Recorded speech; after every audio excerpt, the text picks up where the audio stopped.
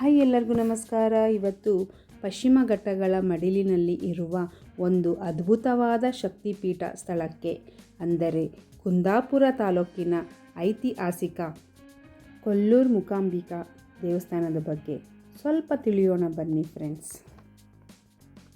ಇಲ್ಲಿ ಪವಿತ್ರವಾದ ಸೌಪರ್ಣಿಕ ನದಿ ಹರಿಯುತ್ತದೆ.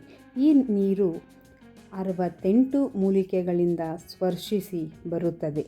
ಇದು ನ್ಯಾಚುರಲ್ ಮೆಡಿಸಿನ್ ಅಂತಲೇ ಹೇಳಬಹುದು. ಗರುಡ ಅಂದರೆ ಸುಪರ್ಣ ಇಲ್ಲಿ ತಪಸ್ಸು ಮಾಡಿದ್ದನಂತೆ.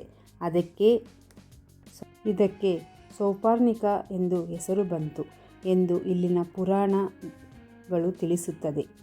ದೇವಸ್ಥಾನದ ರಸ್ತೆ ಬದಿಯಲ್ಲಿ ಮಲ್ಲಿಗೆ ಹೂವಿನ ಸುರಿಮಳೆನೇ ಇರುತ್ತದೆ. ದೇವಿಗೆ ಮಲ್ಲಿಗೆ ಹೂವು ಅಂದರೆ ತುಂಬ ಪ್ರೀತಿ. ಇಲ್ಲಿನ ಇತಿಹಾಸ ಕೇಳಿದರೆ ನಿಜಕ್ಕೂ ಮನಸ್ಸು ಜುಮ್ಮೆನ್ನುತ್ತದೆ. ದೇವಸ್ಥಾನದ ಶಿಲ್ಪಕಲೆ ಕೇರಳ ಶೈಲಿಯಲ್ಲಿ ಇರುತ್ತದೆ. ಸಾವಿರಾರು ವರ್ಷಗಳಿಂದ ನಡೆದಿರುವ ಕತೆ ಈ ಶಿಲ್ಪಿಯಲ್ಲಿ ಅಡಗಿದೆ. ಆದಿಶಂಕರಾಚಾರ್ಯರು ಇಲ್ಲಿ ಸರಸ್ವತಿ ದೇವಿಯನ್ನು ಓಲೈಸಿಕೊಳ್ಳುವುದಕ್ಕೆ ಘೋರ ತಪಸ್ಸನ್ನು ಮಾಡಿದರು ಅನ್ನೋದು ಒಂದು ದೊಡ್ಡ ರಹಸ್ಯ. ಅಲ್ಲಿ ತಪಸ್ಸಿಗೆ ಮೆಚ್ಚಿ ಸರಸ್ವತಿ ದೇವಿ ಪ್ರತ್ಯಕ್ಷಳಾದಾಗ ಶಂಕರಾಚಾರ್ಯರು ದೇವಿಯನ್ನು ನಮ್ಮ ಜೊತೆ ಕೇರಳಕ್ಕೆ ಬರಬೇಕು ಎಂದು ಕೇಳಿಕೊಳ್ಳುತ್ತಾರೆ.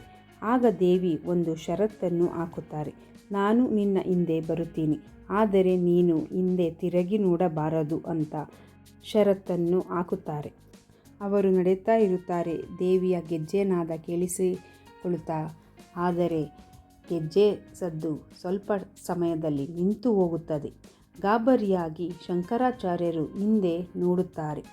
ಷರತ್ತು ಮುರಿದಂತಾಗುತ್ತದೆ. ದೇವಿ ಅಲ್ಲೇ, ಅಂದರೆ ಈ ಕೊಲ್ಲೂರಿನಲ್ಲಿ ನೆಲೆಸುತ್ತಾರೆ. ಒಳಗೆ ಇರುವುದು ಪಂಚಲೋಹದ ವಿಗ್ರಹ ಮತ್ತು ಸ್ವಯಂ ಲಿಂಗವಿರುತ್ತದೆ. ಆ ಲಿಂಗದಲ್ಲಿ ಒಂದು ಸುವರ್ಣ ರೇಖೆ ಇದೆ. ಆ ಬಂಗಾರದ ರೇಖೆ ಲಿಂಗವನ್ನು 2 ಭಾಗವಾಗಿ ಮೂಡುತ್ತದೆ. ಒಂದು ಭಾಗವನ್ನು ತ್ರಿಮೂರ್ತಿಗಳು, ಇನ್ನೊಂದು ಭಾಗವನ್ನು ತ್ರಿವೇಣಿಯರ ಸಂಕೇತವಾಗಿದೆ.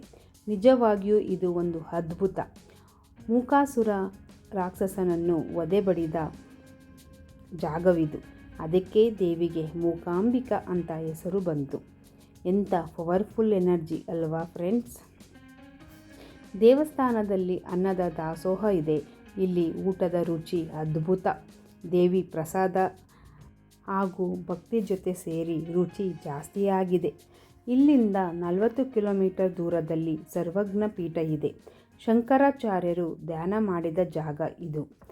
ಟ್ರೆಕ್ಕಿಂಗ್ ಮಾಡುವವರಿಗೆ ಈ ಜಾಗ ತುಂಬ ಅದ್ಭುತವಾಗಿದೆ. ಸಂಜೆಯ ವೇಳೆಗೆ ದೀಪಾಲಂಕಾರ ಪ್ರಾರಂಭವಾಗುತ್ತದೆ. ದೀಪಾಲಂಕಾರದಲ್ಲಿ ದೇವಿಯನ್ನು ನೋಡಲು ಕಣ್ಣು ಸಾಲದು.